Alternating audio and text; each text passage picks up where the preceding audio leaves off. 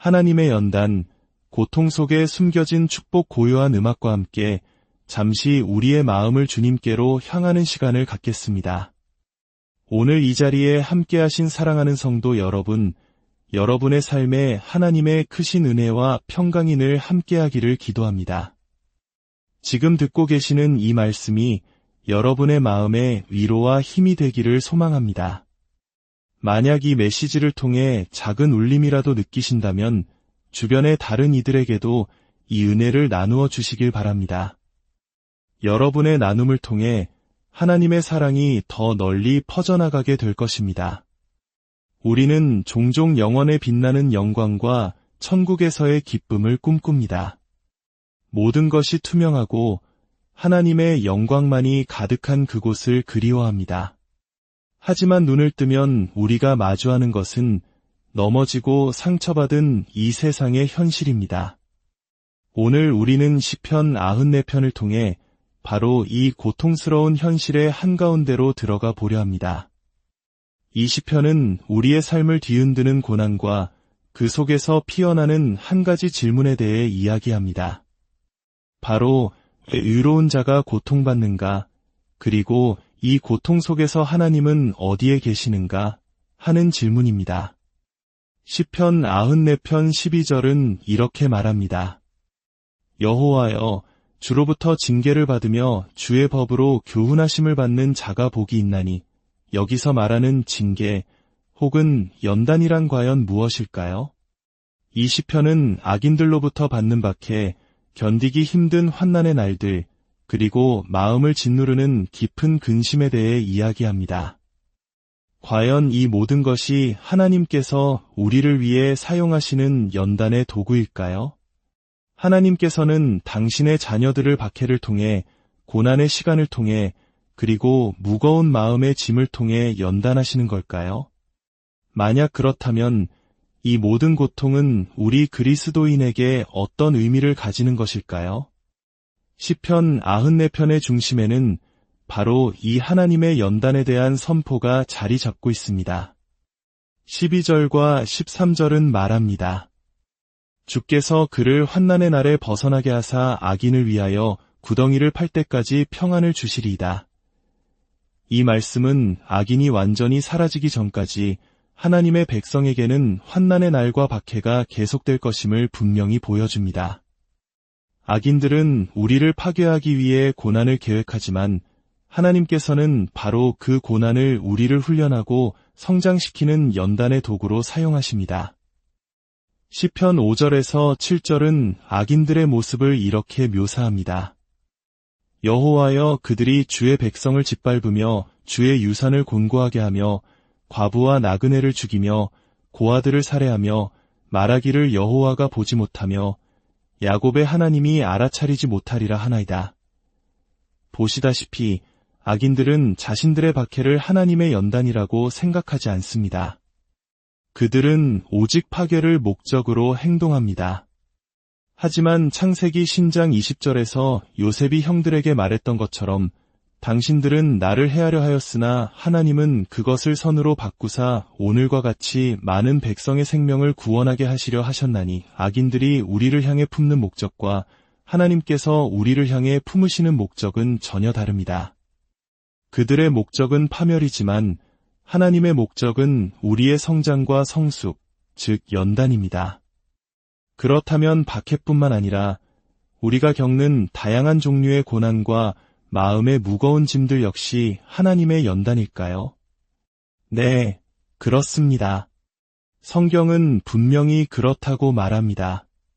신약 성경은 하나님께서 박해, 여러 가지 환난, 그리고 마음의 무거움을 통해 우리를 어떻게 연단하시는지 더욱 명확하게 보여줍니다. 이제 그 세 가지 예시를 함께 살펴보며 연단의 진정한 의미를 더 깊이 깨달아 보겠습니다. 첫째, 히브리서 12장입니다. 3절부터의 말씀을 들어보십시오. 너희가 피곤하여 낙심하지 않기 위하여 죄인들이 이같이 자기에게 거역한 일을 참으신 일을 생각하라. 너희가 죄와 싸우되 아직 피 흘리기까지는 대항하지 아니하고 이 말씀의 배경에는 피를 흘리기까지 했던 예수님의 고난과 성도들이 겪는 혹독한 박해가 있습니다. 그리고 성경은 바로 그 박해를 향해 이렇게 말합니다. 내 아들아, 주의 징계하심을 경히 여기지 말며 그에게 꾸지람을 받을 때에 낙심하지 말라. 주께서 그 사랑하시는 자를 징계하시고 그가 받아들이시는 아들마다 채찍질하심이라 하였으니 너희가 참음은 징계를 받기 위함이라.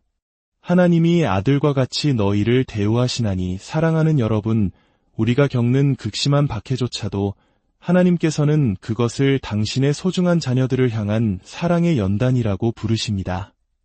그렇다면 이 연단의 목적은 무엇일까요? 히브리서 12장 10절과 11절이 그 답을 줍니다. 오직 하나님은 우리의 유익을 위하여 그의 거룩하심에 참여하게 하시느니라. 무릇 징계가 당시에는 즐거워 보이지 않고 슬퍼 보이나 후에 그로 말미암아 연단받은 자들은 위와 평강의 열매를 맺느니라. 연단의 목적은 바로 하나님의 거룩하심에 참여하는 것, 그리고 위와 평강의 열매를 맺는 것입니다. 전 세계의 성숙한 그리스도인들은 모두 한 목소리로 증언합니다.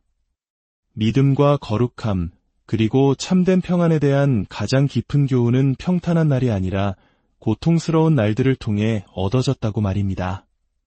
둘째, 야고보서 1장 2절과 3절입니다. 내 형제들아, 너희가 여러 가지 시험을 당하거든 온전히 기쁘게 여기라. 이는 너희 믿음의 시련이 인내를 만들어내는 줄 너희가 알미라. 여기서 말하는 여러 가지 시험은 박해뿐만 아니라 우리가 삶에서 마주하는 모든 종류의 어려움을 포함합니다. 이 시련들은 마치 우리의 믿음을 부서뜨릴 것처럼 위협적으로 다가옵니다. 하지만 하나님의 목적은 믿음의 파괴가 아니라 믿음의 강화에 있습니다. 이는 마치 근육을 단련하는 것과 같습니다.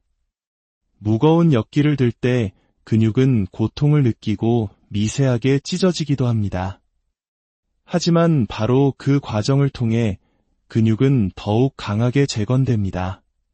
인내란 바로 이와 같습니다. 압박 속에서 시험받고 단련된 믿음은 앞으로 다가올 더 큰 시련을 견뎌낼 힘을 갖게 됩니다. 강해진 믿음은 우리를 유혹으로부터 지켜주고 우리의 거룩함을 더욱 깊게 만들어줍니다. 셋째, 고린도후서 1장 8절과 9절에서 사도 바울의 고백을 들어보십시오. 형제들아, 우리가 아시아에서 당한 환난을 너희가 모르기를 원하지 아니하노니 힘에 겹도록 심한 고난을 당하여 살 소망까지 끊어지고 우리는 우리 자신이 사형 선고를 받은 줄 알았으니 생명을 위협하는 시련 속에서 살 소망마저 끊어졌던 바울의 무거운 마음이 느껴지십니까? 하지만 그는 이어서 놀라운 고백을 합니다. 이는 우리로 자기를 의지하지 말고 오직 죽은 자를 다시 살리시는 하나님만 의지하게 하심이라. 이 생명을 위협하는 고난의 목적이 바로 오직 하나님만 의지하게 하기 위함이었다고 말합니다. 그렇다면 이것은 누구의 목적이었을까요? 사탄의 목적일 리 없습니다. 바울을 대적하던 자들의 목적도 아닙니다. 그들은 바울의 믿음이 더 강해지는 것을 원치 않았습니다.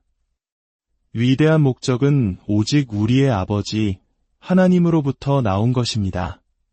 사랑하는 성도 여러분, 우리가 겪는 박해와 고난, 그리고 마음을 짓누르는 무거운 슬픔은 결코 우연이 아닙니다.